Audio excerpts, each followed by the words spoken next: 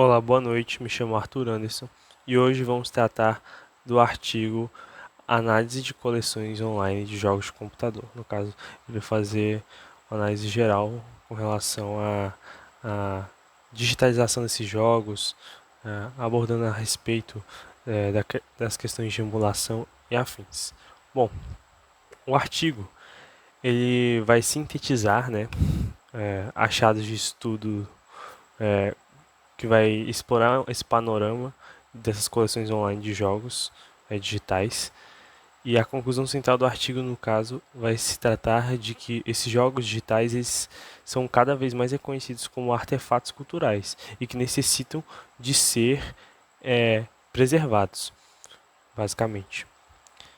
E, ou seja, o seu esforço em preservá-los é de suma importância, pois eles se caracterizam como um componente cultural muito forte.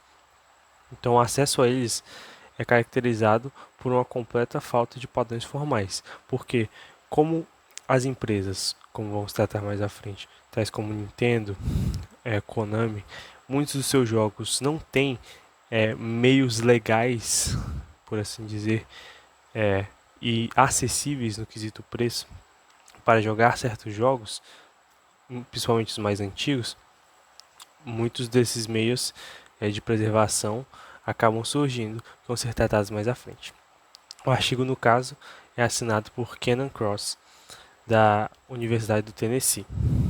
Os jogos como artefatos culturais, a premissa fundamental desse estudo, basicamente, vai se tratar que eles são dignos de análise e preservação, e semelhantes em temas tradicionais da humanidade, como histórias, filmes e música, ou seja, também é um conteúdo cultural e de relevância que existe do entretenimento, mas também componente cultural por si só. Um conteúdo de um jogo inclui, no caso, um bitstream, um fluxo de bits, ou seja, um comportamento que ele é codificado, tem uma narração e uma apresentação. Enquanto seu contexto inclui informações também como seus produtores, o meio de desenvolvimento, quem fez o jogo e a comunidade, no caso, que vai ser alcançada por esse jogo, né, quando for lançado. No artigo ele vai fazer essa distinção crítica entre jogos e outras mídias, porque, por exemplo, o jogo é preciso interagir com ele para ser totalmente compreendido, pois um videogame, no caso um jogo digital, a experiência ela se completa quando o usuário interage, não apenas quando ele vê, né, ou quando lê algo sobre, pois o jogo se baseia na interação do usuário em questão, o que torna necessário o acesso a uma versão jogável do jogo. No entanto, esse acesso, né, ele é severamente complicado é, pelo rápido ritmo de obstáculos, né?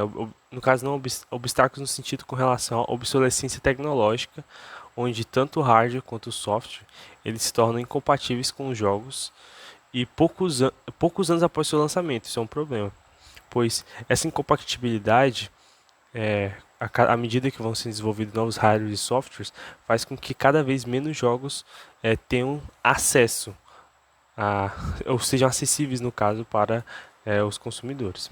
O estudo então do artigo vai apontar que, portanto, ele vai pesquisar no caso os meios mais proeminentes, ou seja, para fornecer um acesso, e seriam as coleções online curadas. Isto é, coleções online que vão ter uma seleção, por assim dizer, com relação aos jogos que vão ser colocados nessas coleções. E a pesquisa, no caso, vai se concentrar especificamente em jogos de computador. Bom, de início, ele vai fazer um panorama geral, né, das coleções online de jogos. No caso, o estudo ele empregou um método qualitativo descritivo, primeiro identificando os sites que funcionam como coleções de pesquisas que sejam viáveis, no caso, e logo em seguida realiza essa análise de conteúdo. Essas coleções viáveis elas foram definidas em 6 critérios é, derivados de funções de uma biblioteca digital, no caso, relacionados a isso. Que o primeiro é um site é principalmente uma coleção de objetos de informação armazenados eletronicamente, o que se cumpre aqui com relação à coleção de jogos digitais.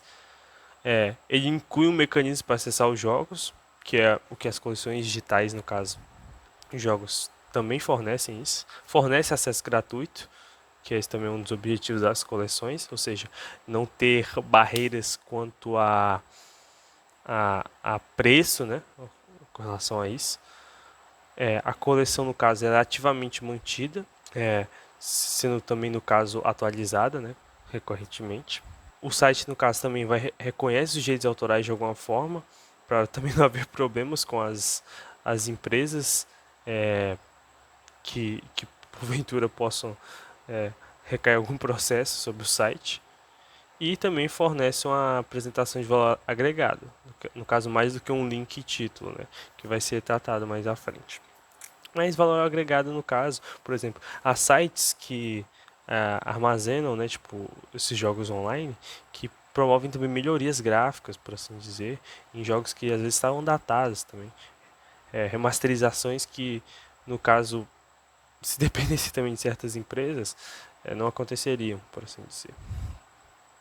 A partir dessa busca inicial, né, de dezenas de sites, esses foram os critérios utilizados para buscar, foram considerados 28 sites, né, atendendo esses critérios, mas apenas 15 foram selecionados de maneira detalhada. Vou citar alguns aqui, que só para a título de complementação, que alguns dos sites analisados foram o Abandon Games, o Abandonia, Abandonware DOS, Macintosh Repository, no caso o repositório Macintosh, Old Games também, Old Games Download, World of Spectrum, entre outros.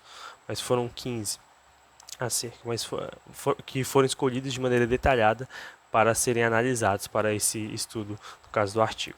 Bom, outro tema central acerca dessa temática são os mecanismos de acesso, que se configuram em dois, mas antes vamos tratar a respeito do que o estudo identificou com relação a isso. Bom, o estudo identificou dois métodos principais, né, que estão aparecendo aí, que através dos quais as coleções online fornecem acesso aos jogos.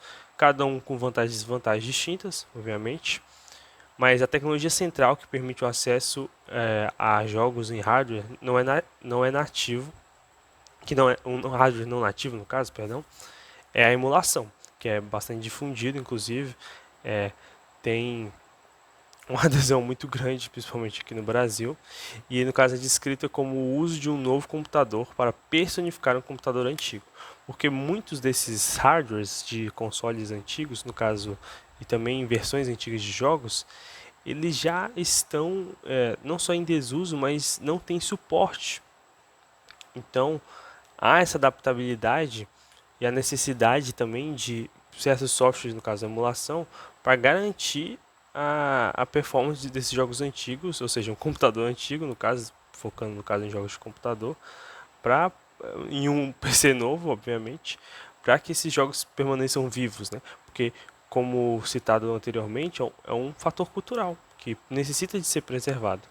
Querendo ou não, conta para a história, não só da produção com relação a jogos, mas da produção de certos conhecimentos e narrativas que esses jogos também possuem. Bom, mas esses dois critérios foram downloads binários diretos, que é um método mais comum e simples, onde os sites fornecem arquivos originais do jogo, frequentemente uma pasta compactada. Isso para quem já baixou algum tipo de jogo pela internet, é bastante comum de ver esse formato também. A vantagem dá ao usuário acesso direto à estrutura, obviamente, de arquivo do jogo, e permite também a manipulação, solução de problemas e uma compreensão mais profunda do software. A desvantagem, no caso, é que vai exigir do usuário que possui um conhecimento técnico necessário para você poder adquirir, configurar e operar da melhor maneira para você programar esse simulador de forma separada. Essa ideia requer um pouco mais de conhecimento técnico, né? Para você poder, de fato, porque essa permissão de manipulação ela é muito bem-vinda, mas se você não tem um conhecimento prévio com relação a isso, às vezes você pode até configurar de maneira errada o jogo. O segundo método tratado é do encapsulamento. No caso, esse método envolve uma criação de um invólucro, né, um wrapper, no caso, ou seja, você vai encapsular, né, involucrar com instruções para executar o jogo em um ambiente diferente, né? Que é frequentemente usado com um emulador que esteja incluído nele e codificado em JavaScript, né? No caso.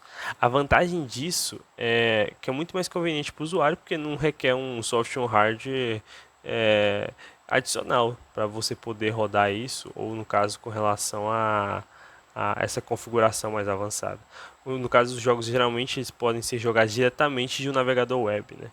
No caso, você não precisa configurá-lo para a sua realidade, por assim dizer, do seu computador, né? Você pode jogá-lo diretamente. A desvantagem é que é mais exigente em relação a recursos da coleção, né? Porque pode criar arquivos muito grandes, pode limitar a capacidade do usuário de acessar o sistema de arquivos, ou personalizar a experiência, no caso, né? Que é o que restringe esse modelo. E sites como o Internet Archive, que ele pegou como estudo, o Games Nostalgia e o Best Old Games, eles utilizam esse tipo de método. Acho que outros sites também é muito comum, se eu não me engano, não sei se enquadra nesse caso, mas creio que sim. O Flive foi bastante conhecido, que ele enquadra nesse sentido. No caso, ele só abre uma página web para você poder jogar certos tipos de jogos, né? Que você, no caso, não precisa baixar e configurar no seu computador, obviamente. Outra questão importante tratada no estudo do artigo é com relação aos metadados e organização. Um achado-chave desse estudo é a completa ausência de padrões formais para metadados de videogames com relação a essas coleções que foram selecionadas para pesquisa. No caso, cada um dos sites que foi analisado utilizou um conjunto diferente de termos para descrever seus jogos, levando a uma inconsistência significativa. É porque não há padronização com relação a esses sites a respeito das informações de descrições, né, com relação a jogos que estão sendo postos nessas coleções. É, os termos de metadados mais comuns, né, que tipo, apesar da falta de padronização, apresentam consistentemente, no caso, um consenso com relação a alguns elementos descritos mais centrais. Né? Ou seja, tem alguns termos que são comuns, mas basicamente todos vão ter em todos esses sites algo relacionado também ao gênero, né, o tipo do jogo, né, que é usado para quase todos os sites, destacando a, a importância para o usuário descobrir, no caso, o gênero e o tipo do jogo, seja ele tipo um MOBA, algo como também um jogo relacionado a terror, porque também algumas coisas se correlacionam com relação ao entretenimento. Né? Tipo, também tem jogo que é mais de humor, jogo que é mais de terror, mas no caso também tem outras vertentes, né? Tipo um jogo RPG, mundo aberto, etc. Também com relação a publisher, no caso a editora, no caso mais conveniente comumente falado é publisher, né? Quem publica o jogo. É usado para identificar a entidade responsável pela distribuição do jogo. Né? Também é um elemento encontrado nessas coleções online. O ano de lançamento, que é um ponto fundamental para entender o contexto histórico e até serve como um registro de acervo, né? Porque de certa forma, por mais que você esteja hospedando, no caso, distribuindo esse jogo, você também dá um contexto de lançamento que você também deixa como um registro, né? Como se fosse igual no acervo mesmo, basicamente. Outros termos comuns também utilizados que no artigo que foi encontrado nesses sites é desenvolvedor, idioma, que é bastante comum, principalmente quando você vai baixar alguma versão seja compactada, no caso principalmente versões compactadas, né? A visão e o tema do jogo em si. Bom, algumas inconsistências e desafios encontrados, isso aqui são os tópicos basicamente que estão sendo listados aqui, é com relação aos apontamentos feitos no artigo, só para dar um parâmetro porque que estão sendo colocados em tópicos aqui nessa seção de metadados de organização. Bom, alguns inconsistentes desafios foi o desenvolvimento orgânico desses esquemas acabou levando a certas ambiguidades em alguns setores, mas enfim, coisas apontadas pelo artigo com relação àquele grupo lá de 15 sites que foram utilizados como base de pesquisa. O papel dos criadores, né, dos desenvolvedores, que seja, porque termos para criadores utilizados inclui como desenvolvedor, né, developer, produtor, producer, o autor, made by, no caso feito por tal pessoa, e designers também. O que refletiu numa confusão que contribuiu para essa ambiguidade, né, tratada também, que reflete uma confusão ampla com relação à literatura, né, da terminologia certa para os devidos créditos de cada jogo, já que mesmo os créditos oficiais dos jogos carecem dessa padronização, ou seja, fica meio ambíguo, tratado pelo artigo, quem são os responsáveis de cada parte do jogo, sejam ela, porque uma equipe de desenvolvimento não é só de uma maneira geral, né? Tipo assim, claro que o desenvolvimento no geral vai ter lá os nomes dos principais, os leads, né, de quem comanda, mas o desenvolvimento abarca outras questões também. Mas foi detectado principalmente ambiguidade né, com relação ao papel desses criadores, né, tipo a descrição em si. Bom, a plataforma, né, o sistema que é utilizado, né, tipo, em termos de plataforma, né, os requisitos, o tipo da máquina, a compatibilidade, são usados propósitos semelhantes com relação a esses sistemas, mas também não estão padronizados. A riqueza, no caso, a riqueza dos metadados, ela varia drasticamente. Por exemplo, no Internet Archive, no caso, é, os, uh, o site utilizado também para pesquisa, e o World of Spectrum, eles fornecem dados, né, extensivos de 14 a 16 termos, se não me engano, é, com o primeiro, no caso, o 14, se não me engano, com relação à internet, Archive, e o 16 com relação ao World of Spectrum. Com o primeiro expondo até mesmo metadados administrativos, como backup location, ou seja, bem descritivo, até mais informações, não sei se que deveria, porém, enfim. Mas esse contraste denota uma não padronização quanto sites que têm descritivos mínimos com relação a essas informações dos jogos, enfim. No caso, o estudo ele vai sugerir que essas coleções, elas impulsionadas por esses entusiastas, as pessoas que ajudam nesse acervo de coleções digitais, é, podem ser mais acessíveis ao público do que estruturas formais de biblioteconomia e ciências de informação, como a BCI, no caso, Biblioteconomia e Ciência da Informação. É. Como também o esquema de metadados dos videogames. Ou seja, isso alinha com o que foi observado nas pesquisas, que as comunidades de fãs têm liderado a criação de sistemas que efetivamente capturam metadados, no caso dados desses videogames, para preservação e disseminação, ou seja, há um apoio e um incentivo da comunidade com relação a isso, pois a comunidade de jogos é uma comunidade muito apaixonada pelas essas obras no geral, principalmente jogos da Nintendo, que por questão até de certa forma da negligência da própria empresa, muitos jogos podem cair no esquecimento e até se perderem se não fossem essas coleções, esses acervos online. Outro tema central para essa questão é a questão dos direitos autorais e legalidade. A distribuição online de software protegido por direitos autorais existe e é uma área legal, porém não resolvida, legalmente não resolvida, perdão. O estudo, no caso, ele vai abordar que essas coleções empregam uma variedade de estratégias para operar principalmente sob a bandeira do abandonware. O que esse conceito quer dizer? Esse neologismo ele refere-se a um software ou conteúdo digital que não tem um proprietário identificável, manutenção ou suporte aparente. É um termo não legal, mas ele é amplamente aceito, difundido, que é usado pelos sites para justificar eticamente a redistribuição de software que não é mais explorado comercialmente. Muitos jogos da Nintendo se enquadram nesse caso.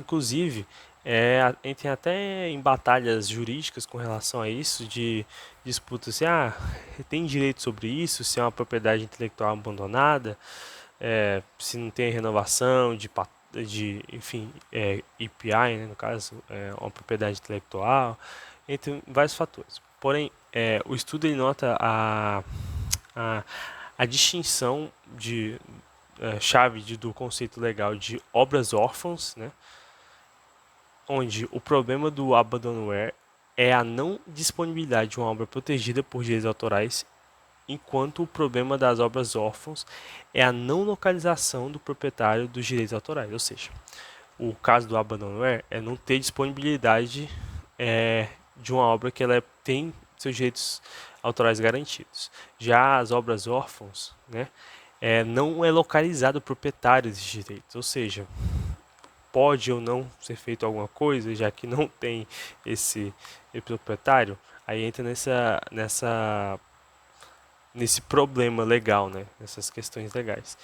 Com isso, as estruturas legais de defesas, existe o fair use, que é o uso justo. Essa doutrina legal também é muito usada por essas coleções digitais, enfim, outras mídias que trabalham com essa questão de acervo, né, coleções online. Ela é descrita como um regime amorfo, que é notoriamente difícil de ser julgado. É um conceito chave, é a transformação, né, onde um novo uso é considerado justo se tiver um propósito suficientemente diferente do original, como criar um banco de dados pesquisável em vez de simplesmente vender a obra.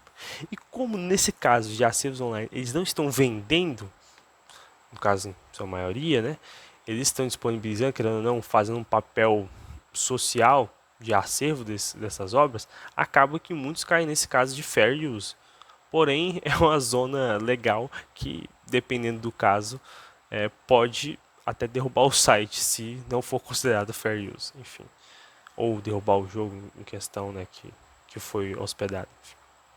Existem também as isenções do DMCA, que é o Digital Millennium Copyright Act, que geralmente proíbe a evasão da proteção contra a cópia. Porém, uma decisão em 2003 criou uma isenção permitindo a distribuição de software obsoletos, softwares considerados obsoletos para fins de preservação, que entram muito nesses casos, pois tem muitos softwares, como bem está no artigo, que são obsoletos, não tem mais, se não houver algum tipo de conservação, preservação, pode apenas sumir, no caso, e perder muito material mesmo. E no caso, o Internet Archive opera sob essa disposição, que é um dos sites tratados na pesquisa. Uma das outras estratégias observadas foram as remoções reativas, que é basicamente um princípio da boa-fé. Essa abordagem é um pouco mais comum. E os sites, no caso, eles hospedam jogos, mas fornecem informações de contato para que os detentores dos direitos citem a remoção caso não é necessário. O link de download é então tipicamente retirado ou substituído por um link para uma loja comercial, como GOG.com. Ou seja, eles operam nessa barreira legal de que, tipo assim, olha, estamos hospedando o jogo, mas caso vocês não gostem, pode remover aí e tem até um link direcionado para uma loja comercial, enfim. Existe também a outra prática que é a busca proativa de permissão, que é um método um pouco mais trabalhoso, que é defendido, no caso, pela World of Spectrum. O site e a comunidade tentam ativamente contatar cada detentor de direitos para obter a permissão para distribuição, mantendo registros meticulosos e esforços. Aí é um trabalho, uma curadoria assim de contato e ter a sorte, por assim dizer, né, de que os jogos que você vai hospedar estejam todos amparadamente legalizados por essas empresas. No caso, os jogos que você vai hospedar. No caso do World of Spectrum e outros sites, enfim. Existem também embargos, alguns sites como a Abandonia impõem um embargo baseado em tempo, por exemplo, 15 anos após o lançamento para jogos, para certos jogos, no caso ele coloca jogos membros da ESA, ou seja, dado um tempo de lançamento do jogo, para garantir que o software e hardware necessário estejam obsoletos, ou seja, dado um prazo, eles calculam essa obsolescência, por assim dizer, que fortalece como argumento para eles poderem preservar esses jogos e poderem hospedar esses jogos. Também tem um foco em freeware e shareware, ou seja, sites como DOS Games, que também estão lá na pesquisa, Reloaded, evitam problemas de direitos autorais distribuindo exclusivamente jogos que foram destinados a serem compartilhados devidamente, ou seja, jogos que têm esse tipo de especificação, eles atuam nessa margem legal. E também tem hospedagem internacional, por exemplo, vários sites estão sediados fora dos Estados Unidos, por exemplo, sei lá, Suécia, Rússia, enfim, onde a DMCA, que a DMCA no caso é a Digital Millennium Copyright Act, no caso onde a DMCA não é lei, ou seja, onde não está fora da jurisdição da DMCA, por assim dizer, embora sejam sujeitos a tratados como o MPI e outras leis locais, ou seja, embora sejam sujeitos a outras práticas de direitos autorais locais, eles acabam hospedando em outros países, para que estejam fora do regime da DMCA. Bom, antes de concluirmos, é importante também tratar de um material adicional que esses sites fornecem, que além da preservação, da conservação dessas coleções digitais de jogos, eles também fornecem, muitos sites fornecem o conteúdo de valor agregado, que é citado anteriormente. O que seria esse valor agregado? No caso, aprimora a coleção tanto para usuários casuais quanto para pesquisadores, ou seja, a maioria dos sites inclui conteúdo gerado pela comunidade, como comentários, reviews, classificações e guias. É muito comum isso, que os jogos hospedados têm até um rating de estrelinhas, por assim dizer, e também o que as pessoas acham daquele jogo, como uma forma de interação da comunidade. Outros materiais também que são comumente fornecidos são manuais e mapas.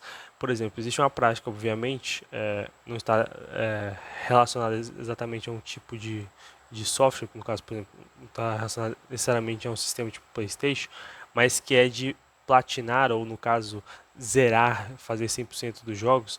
Ou seja, manuais e mapas ajudam bastante nisso, que são disponibilizados por esses sites também. Digitalizações ou fotos ou no caso bookshots, né, que são fotos dessas de embalagens, cheats também, muito comum, principalmente para jogadores, por exemplo, de Pokémon ou outros jogos que utilizam disso, e dicas em geral do jogo, ou seja, são materiais produzidos pela comunidade por quem hospeda esses sites. Esses materiais de produção, todos, eles agregam valor além do produto estar hospedado, por assim dizer.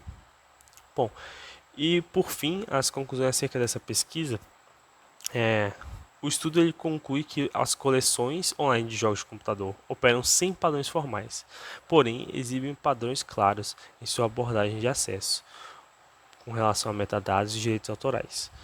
O método de acesso dominante é o de downloads binários. Os métodos são inconsistentes, mas mostram consenso sobre termos centrais. E o comportamento de direitos autorais em grande parte, né, regido pelos princípios informais e reativos do abandonware, que é aquela política de que, no caso, o jogo já está em desuso, já está obsoleto há tanto tempo, que utilizam dessa brecha para poder justificar essa preservação. O artigo, no caso, ele vai sugerir várias direções para pesquisas futuras, como entrevistar administradores de sites para obter insights a respeito disso, conduzir uma análise legal aprofundada, comparando o conceito de abandonware com os termos legais que foram estabelecidos, né, tipo fair use e obras órfãs, por assim, como foi dito.